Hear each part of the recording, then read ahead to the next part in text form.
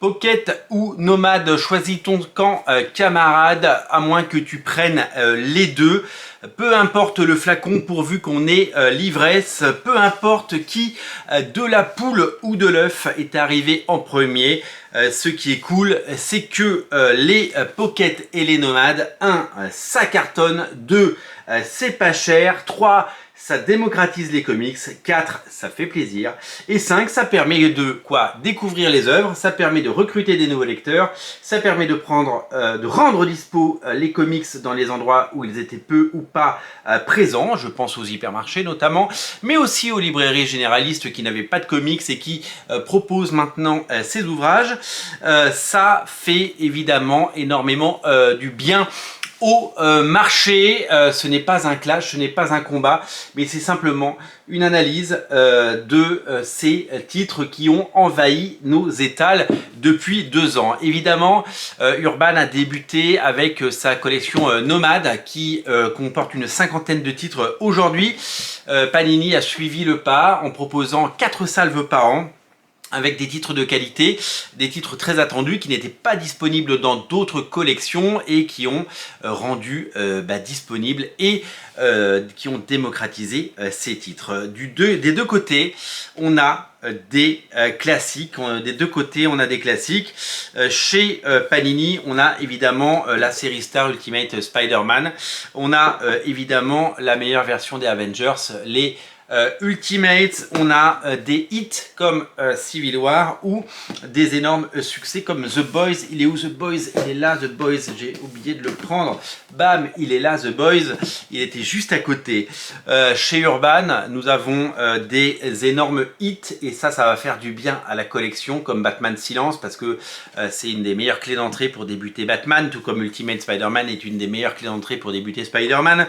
Nous avons Watchmen, que je n'ai pas personnellement en Nomade parce que j'ai la version Deluxe qui est très bien. Nous avons Batman White Knight qui est un phénomène en pocket, des dizaines de milliers d'exemplaires vendus, et des titres plus exigeants comme Planetary qui font du bien parce que c'est tellement chouette de voir que Planetary, plus de 20 ans après, a droit à une seconde vie. Les Pocket, les Nomades, eh bien, ils remplacent les kiosques. Vous savez que le kiosque n'est plus disponible parce que le réseau kiosque a explosé en vol. Il y a quasiment plus de réseau aujourd'hui, à part les relais en gare et les hypermarchés. Tous ces points de vente de proximité qui ont fait le succès des comics dans les années 80 et 90, eh bien, sont fermés les uns après les autres. Ça remplace les kiosques dans cette offre à petit prix. Alors certes, ce n'est pas de la nouveauté, ça ne propose pas des choses sorties récemment ou des choses inédites. Peut-être que ça viendra, peut-être que si le succès se confirme, eh bien nous aurons droit à des choses exploitées une première fois là-dedans. Pour le moment, ça ne concerne que les rééditions. C'est une offre grand public et à petit prix, et rien que pour cette raison, eh bien, elle a le mérite d'exister, et c'est vraiment une véritable tendance de marché qu'il faut épouser et qu'il faut saluer. Les deux ont une stratégie totalement différente. Chez Urban Comics, nous avons des collections qui ne jouent pas la carte des titres ou des séries au long cours avec des séries à suivre. C'est une succession de one-shot pour la plupart, avec des grands classiques et avec des comics qui devraient vous plaire. C'est aussi un défaut, et on en parlera tout à l'heure, des titres qui existent dans ces collections sont en concurrence directe avec les autres collections qui coûtent 20-30 € selon la pagination. Les séries longues chez Urban sont réservées à des choses comme Fables par exemple, ou des séries plutôt indé, des séries Vertigo, des séries indépendantes qui sont publiées par Urban Comics en France et qui ne sont pas forcément du super-héros ou du DC Comics, mais ils ont préféré jouer la carte du classique pour ces séries qui a priori trouvent leur public, et ça fait plaisir. Panini a décidé de jouer une autre partition et de partir sur des classiques et des blockbusters. Évidemment, Civil War qui vient de sortir en est le témoin. Civil War, c'est la plus grosse vente de Marvel aux États-Unis pour un crossover, et c'est la plus grosse vente de Panini. Ça a été édité dans toutes les collections possibles et imaginables. C'est un hit, c'est un blockbuster, c'est une vente assurée, et c'est sorti dans à peu près en must-have, c'est sorti en deluxe, c'est sorti absolument partout.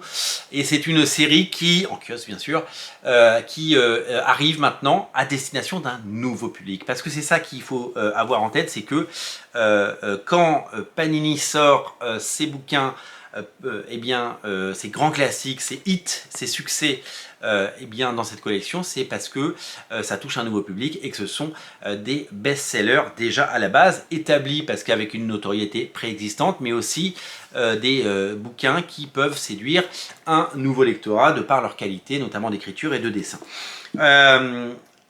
Chez Panini, la stratégie, c'est pas tout à fait la même que chez Urban, même si ça se ressemble, hein. On peut comparer évidemment les formats, on l'a déjà fait dans d'autres vidéos.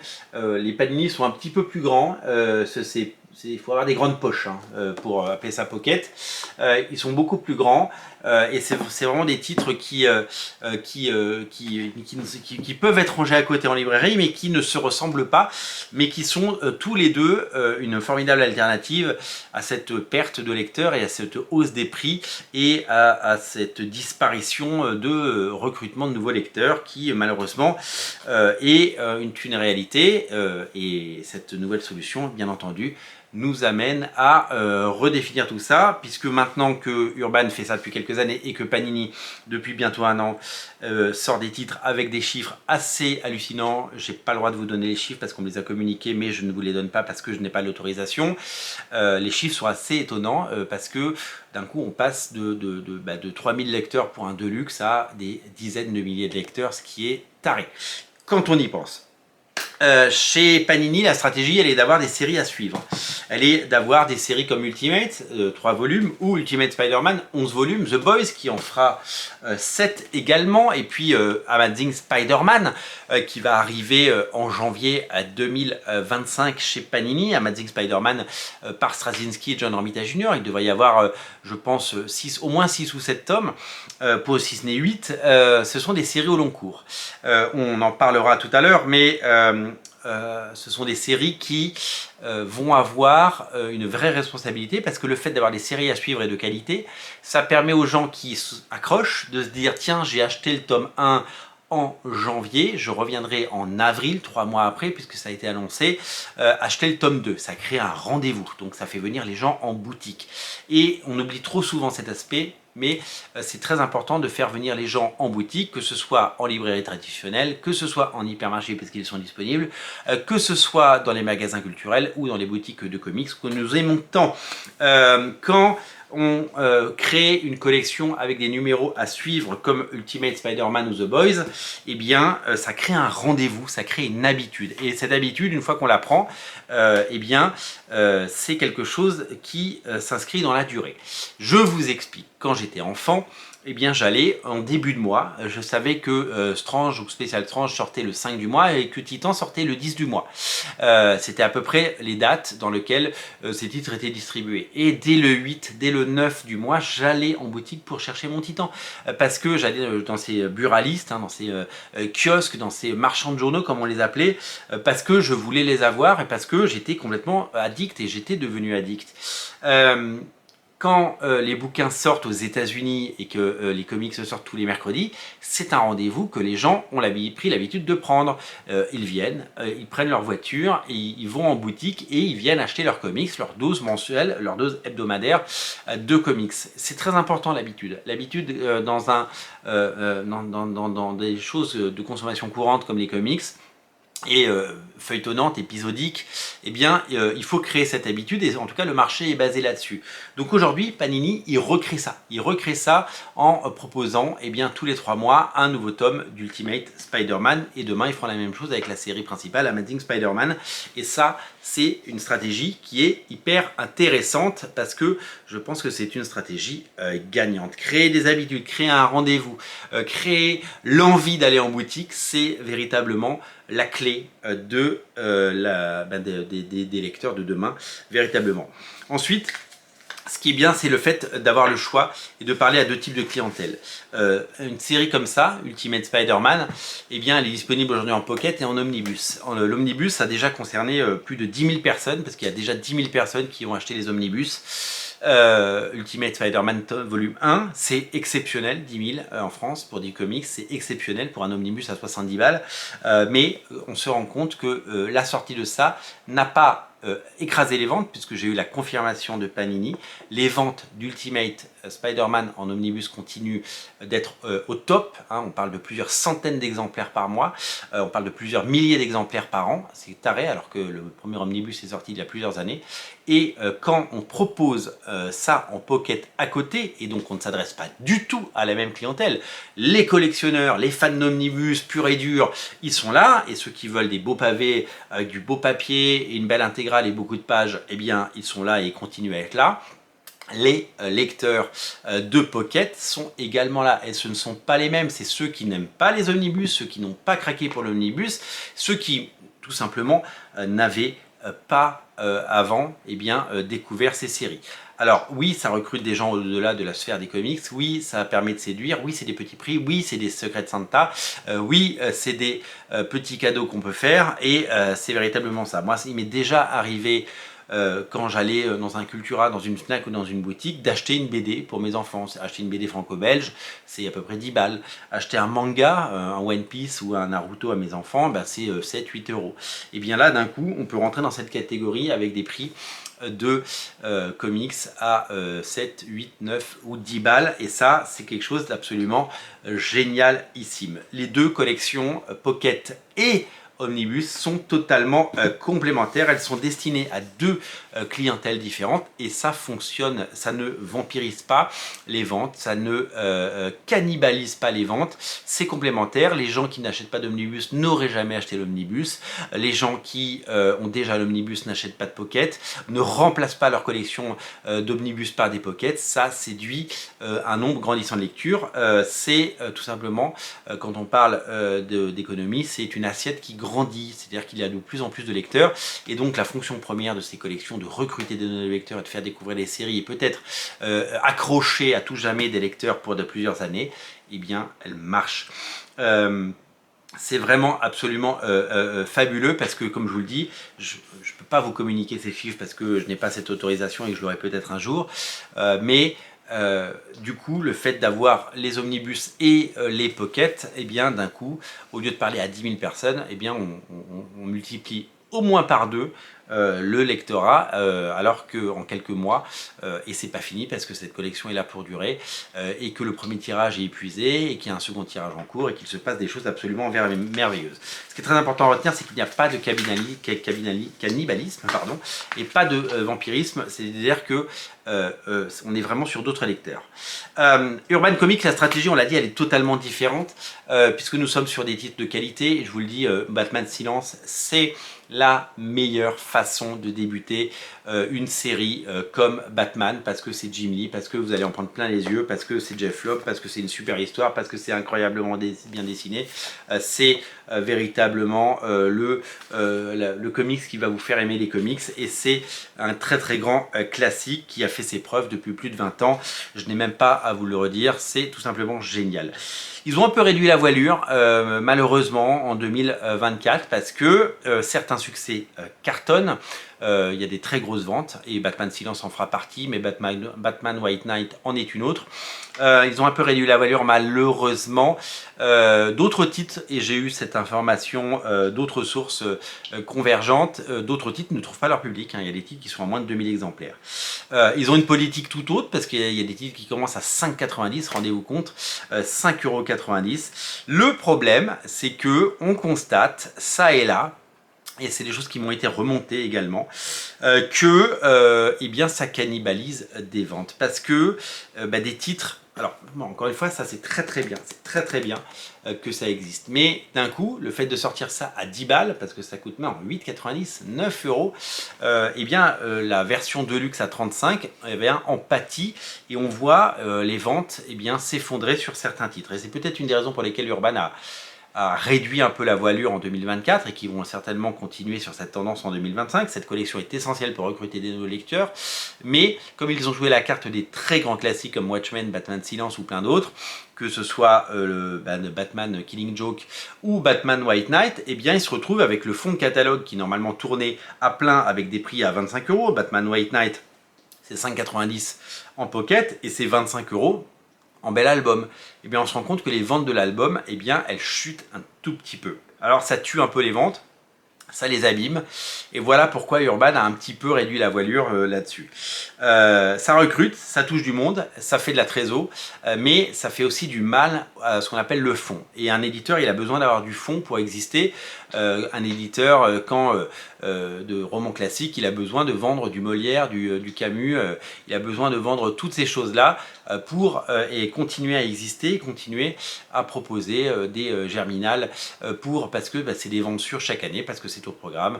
C'est exactement la même tendance. Le fond, c'est hyper important. Donc voilà pourquoi c'est compliqué. Mais je vous le rappelle, cette collection est un succès et il faut l'applaudir parce que je pense qu'il y a des milliers de personnes qui ont découvert Batman à travers toutes les séries déjà produites ou des comics intéressants et chouettes comme Fables, comme Planetary ou qui ont lu Watchmen qui a été édité dans à peu près toutes les collections possibles et imaginables. Cette collection de 50 titres, elle fonctionne dans sa grande majorité malgré quelques petits couacs et des séries qui marchent un peu moins bien. Et tout ça, c'est tout simplement essentiel à cet équilibre.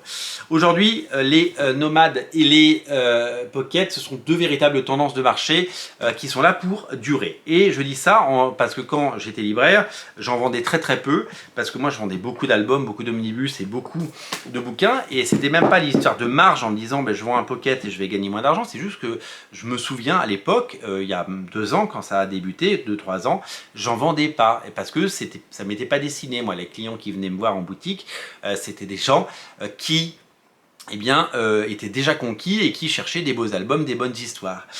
Ces albums, ils fonctionnent, je vous l'ai dit, dans des endroits où on ne vendait pas de comics avant, où il y avait une offre très légère et très timide. Et aujourd'hui, on a réussi à vendre des comics à des endroits. Et comme je l'ai déjà dit dans énormément d'émissions, la distribution, ça reste évidemment la clé. Donc c'est une véritable tendance de marché.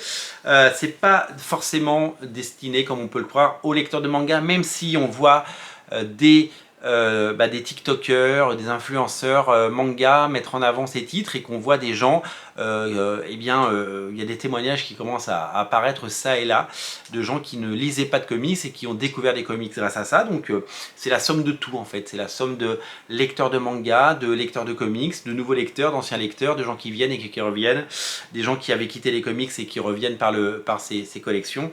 En tout cas, c'est une véritable clé d'entrée et c'est une véritable chance. Ça rend les comics accessibles et disponibles, et vous savez que j'ai toujours souhaité ça. Quand je travaillais chez Original Comics, je voulais rendre les comics disponibles, c'est pour ça qu'on livrait partout et qu'on offrait le port. Donc rendre les comics disponibles, c'est vraiment quelque chose d'important, parce que quand je fais mes tournées en France, parce que je voyage beaucoup, oui, dans des très belles boutiques de comics, dans des centres-villes et des cœurs de villes moyennes, il y a des boutiques de comics ou des librairies spécialisées qui ont des très beaux rayons, mais ça reste très très difficile de trouver dans des librairies généralistes le moindre comics. Donc rendre les comics disponibles, c'est toujours quelque chose d'étonnant. La preuve de ce succès aujourd'hui, c'est quoi? C'est que en France, on a les 2 grands éditeurs qui s'y sont mis. Aux États-Unis, il y a Robert Kirkman qui s'y est mis. Invincible est disponible au format Pocket. Eh ouais, Invincible est disponible. Et avec le succès des nomades, DC Comics aux États-Unis a lancé depuis quelques mois sa propre collection des DC Pocket Edition ou un truc comme ça, Compact Edition, des DCC, voilà c'est ça, des DC Compact Edition, des comics avec une sélection qui ressemble à la sélection française mais qui diffère par endroits, qui propose les mêmes titres à un prix unique, 9,99 €, ce qui rend évidemment les comics disponibles, ce qui permet d'entrer dans des boutiques, notamment Barnes & Noble, où ils ne sont pas toujours disponibles. En Europe, comment ça se passe? J'ai vu, quand j'ai pu aller à Barcelone en début d'année, qu'il existait des versions espagnoles des titres DC Comics, mais il n'y a pas d'équivalent chez Panini, Espagne ou Italie. Pour le moment, nos pockets, nos poches sont une exclusivité française. Moi, je terminerai en disant que toute tentative de faire grandir le lectorat est à applaudir et à soutenir. C'est un formidable moyen d'accès aux comics. C'est un petit cadeau que vous pouvez faire à un proche, à un neveu, à un cadeau que vous avez à faire. Votre fils est invité, votre fille est invitée à un anniversaire. Vous pouvez offrir ces bouquins. Ils ont fière allure et ils sont de qualité. Et peut-être que ça permettra de recruter, en l'absence de kiosque, eh bien, des nouveaux lecteurs. Donc je ne suis pas là pour opposer ces deux collections puisque vous l'avez vu, je suis à la fois client du Batman Silence et du Ultimate Spider-Man dans ces collections, avec le bon espoir de le faire lire à mes enfants. Je l'ai acheté parce que je voulais le faire lire à mes enfants et donc je suis absolument ravi. Et celui-là aussi je vais le mettre entre les mains, il m'a coûté 8,90 €. Et je compte bien essayer d'attirer un jour. Je les pose négligemment sur les tables basses et peut-être qu'un jour ils les prendront en main. Vous savez, un enfant quand ça s'ennuie, au bout d'un moment, ça trouve une occupation et ça peut être des comics. Je ne perds pas espoir. Merci à tous de suivre ces émissions. Longue vie au format Pocket, longue vie aux comics, longue vie à toutes ces créations qui font vivre notre passion. Et je vous invite à vous abonner si vous aimez ces émissions. En tout cas, moi, je prends un véritable plaisir à les faire et à partager avec vous ces moments de lecture. Lisez des pockets, lisez des comics, régalez-vous. Et je vous dis à très bientôt. Salut!